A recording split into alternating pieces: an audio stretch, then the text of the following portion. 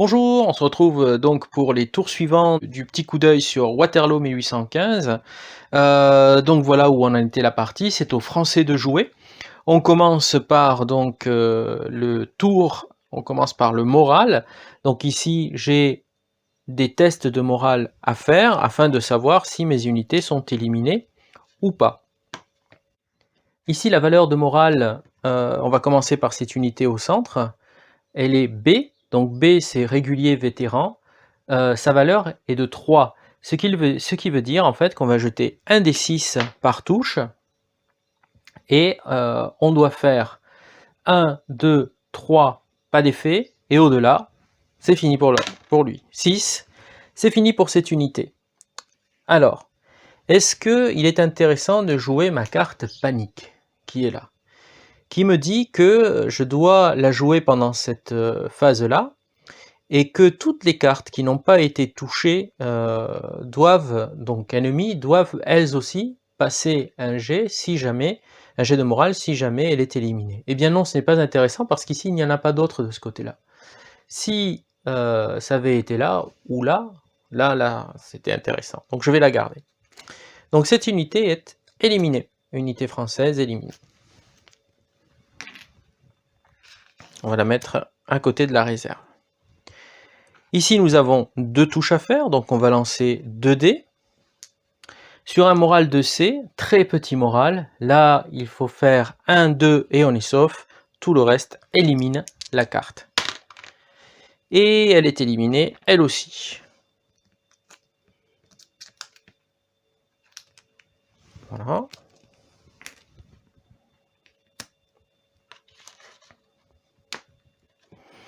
C'est fini pour la phase de morale du français. On va donc passer à la phase suivante, c'est la phase des combats. Je vais commencer par faire la chose suivante. Je vais prendre ma cavalerie, elle peut bouger de 2 mouvements. Un mouvement, 2 mouvements. Je viens renforcer ici. Et je vais prendre mon infanterie et je vais la mettre là, un mouvement. J'ai Battle Confusion, ce qui veut dire que je peux, pendant ma phase de combat, je choisis une infanterie que je vais engager et tirer.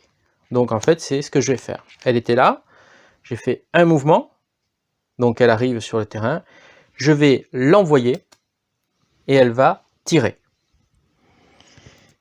C'est peut-être pas une bonne idée parce que si jamais je suis battu, il va pouvoir y aller, et si j'ai pas de troupes après, c'est peut-être pas une bonne idée.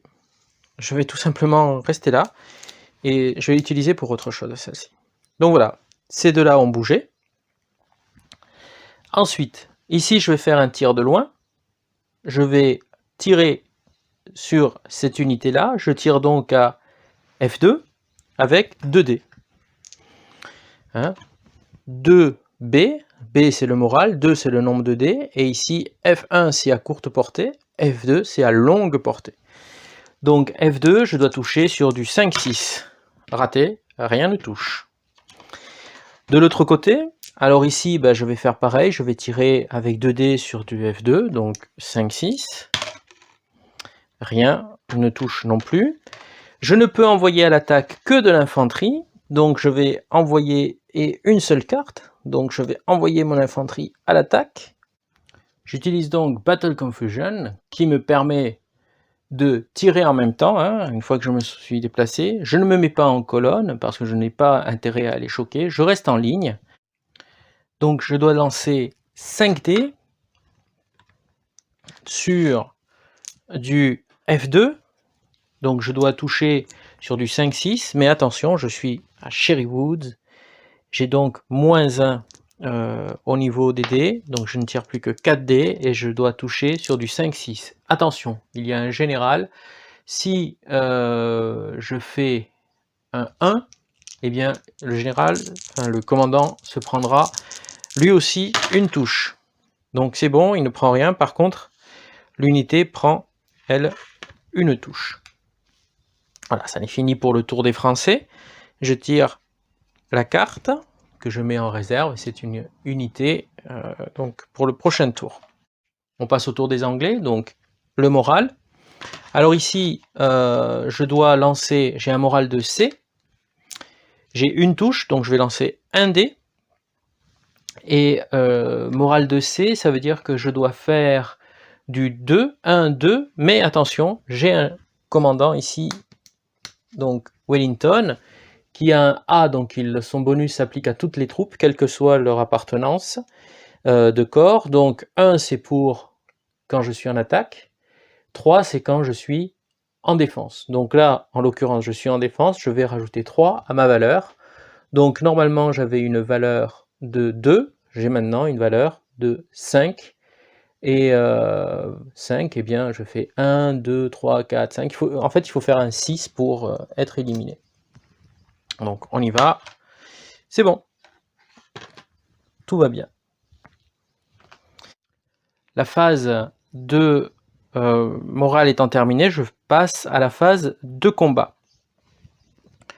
Je vais jouer peut-être... non, j'ai rien à jouer, hein, parce qu'il faut que je reste sur mes positions tant que je n'ai pas d'unité. Quoique là, je pourrais essayer. Hein. Alors, on va essayer le tout pour le tout, on va voir si la partie s'achève. Donc, je vais attaquer ici, avec une Battle Confusion. Donc, je me déplace, j'engage l'unité ennemie.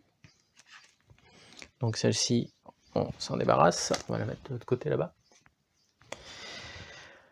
Donc, attention, j'aurai -1. Donc, j'attaque avec 4D, -1, donc 3D. J'attaque sur du F3, puisque je n'ai pas changé de position, hein, ici, je n'ai pas choqué ni quoi que ce soit. Donc du F3, le F3 c'est 4, 5, 6. 4, 5, 2 touches contre le français.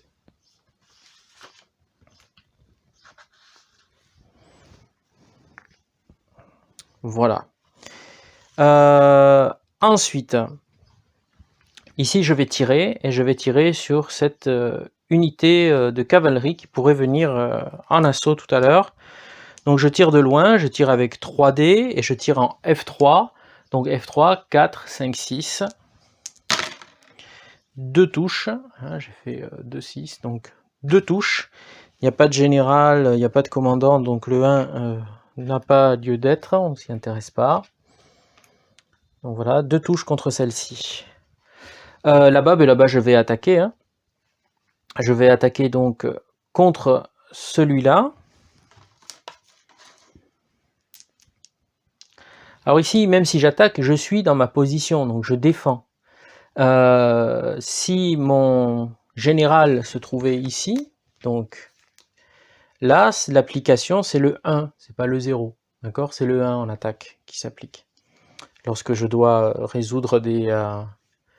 par exemple ici, hein, voilà, là c'est un bon exemple. Si je mets né ici, eh bien comme je suis en défense, je vais prendre un 1, ici le 1. Par contre, si je suis en attaque ici, ben, c'est le 2 que je vais prendre comme bonus. Voilà. Donc on est ici, donc je lance à 4D. Donc on y va, 4D, et je tire sur du F2, donc du 5-6. Rien, et il n'y a pas de leader, donc le 1 n'a aucune conséquence. Voilà donc pour les Anglais, ils ont terminé. Ah oui, non, je lançais, comme j'étais en attaquant, c'était un dé en moins. Bon, ça ne change pas. J'ai oublié d'enlever un dé hein, ici pour cette attaque. Donc voilà. Le tour anglais est terminé. Il prend sa carte. Ça sera une unité d'artillerie. Et c'est donc aux Français de jouer. Et puis on va la faire tout de suite parce que je pense que la partie va se terminer très rapidement. Donc le Français va jouer une carte de morale, mais l'Anglais tout de suite me joue cette carte, late reserve, donc je ne pourrai pas avoir un renfort. Hein, donc je vais la mettre sur, voilà, comme ça. Pendant ce tour, je ne pourrai pas toucher à la fin de mon tour, je ne pourrai pas récupérer une carte. Donc d'abord le jet de morale, donc ici il y en a 2 à faire. On va commencer par ici, 2G ici, et la partie risque de s'achever si je suis éliminé. Donc j'ai un moral de C, très petit moral, je vais faire 1, 2, on y va pour le premier G. Ouf, une enlevée, on y va pour le deuxième, et c'est fini. 5, c'est fini, hop, cette unité est éliminée.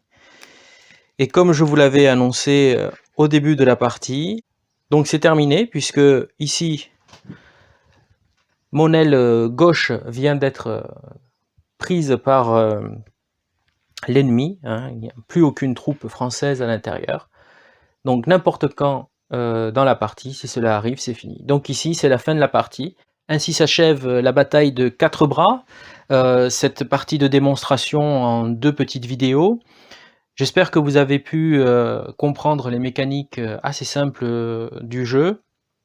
J'ai essayé de vous montrer toutes les particularités, mais sur une petite bataille, il y en a certaines que je n'ai pas pu rencontrer et vous montrer.